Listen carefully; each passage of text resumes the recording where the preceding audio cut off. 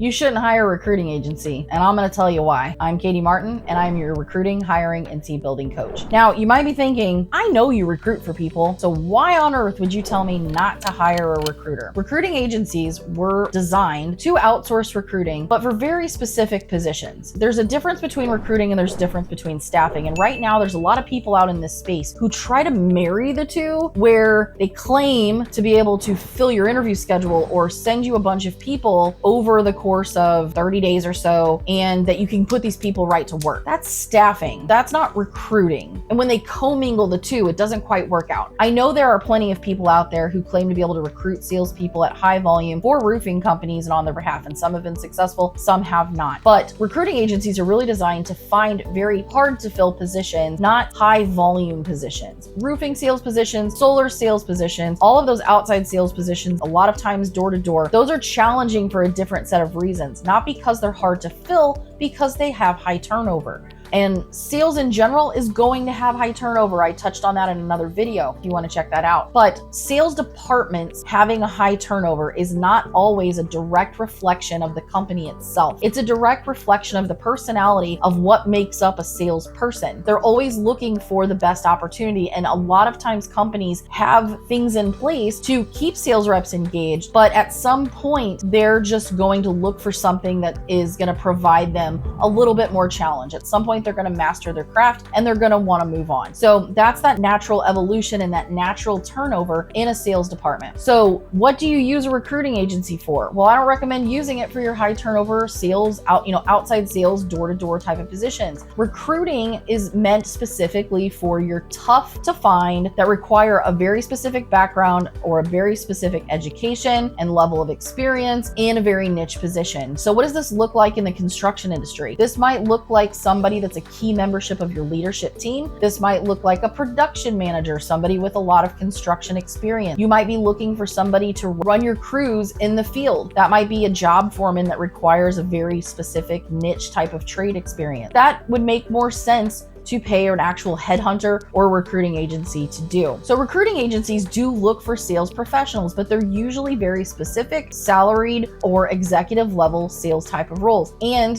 that usually also requires a very certain background. You might require them to have a certain background in whatever it is that you sell, the product or the service. So that would be more appropriate to then use a headhunter to narrow down that background in candidates to send you over to interview. Now, there is a happy medium between the two. You might not hire a recruiting agency, and you might struggle to manage all of the recruiting responsibilities into your schedule. So designating one person right in the middle to handle the recruiting process is something that's going to make the most sense once you get to a certain level. So you might ask me, Katy, so what does that look like? When am I ready to bring on an actual recruiter or to make someone on my team my designated recruiter? Can't we just continue to platoon it like we have been? Sometimes you can platoon it to a very effective level, as long as you have a very predictable, repeatable, and sustainable recruiting process that you're very, very consistent on, because then you can segment pieces of that process and pass it off to the next person when it's their turn. Similar to a relay race, when you can pass the baton, then you know that your process is legitimate. So I typically recommend, if you are looking for a pretty large number for your roster, and maybe that roster is made up of a combination of a couple different type of salesperson. So let's say, for example, you're a solar company. You might have door-to-door canvassers. You might have actual door-to-door sales reps in combination with people on the phones that might be setting and qualifying leads and setting appointments for closers. So if there's a dynamic which requires a fairly large team, if you're exceeding somewhere of 15 or 20 to maintain a roster, you should have somebody that's designated doing your recruiting. Now, you might have an HR manager that does that. It might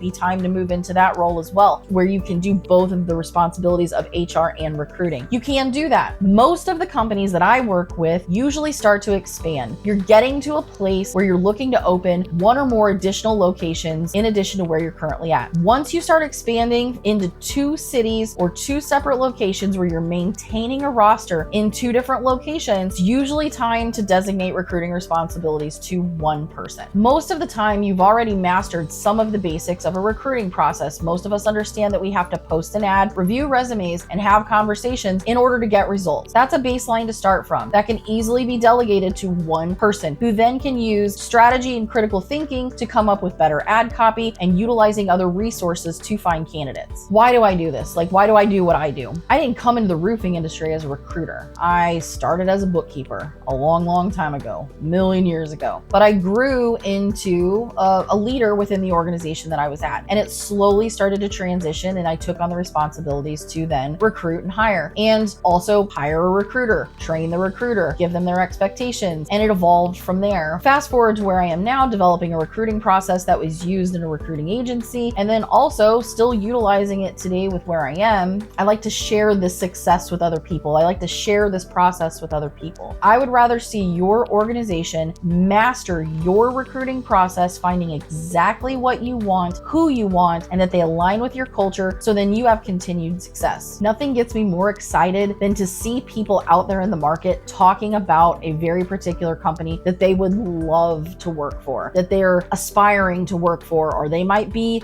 starting to poke and put out applications to work for that company. Because once you become the lighthouse, the whole dynamic of your company changes. When you master the attraction game, there's a lot of similarities in this in marketing. I also teach that. But once you master that attraction process, you're never going to have to worry about as much of the influx, like the huge peaks and valleys in your revenue, because you're always going to have a sales team there to perform. At the end of the day, I want to see that you've mastered bringing salespeople into your organization and it becomes less of a challenge. If you're looking for more recruiting and hiring tips to make sure you're successful keeping your sales team full, make sure that you subscribe to my channel, like this video, and comment with any questions that you might have. I'd be happy to reach out and see if there's anything that I can help you do to improve your recruiting process.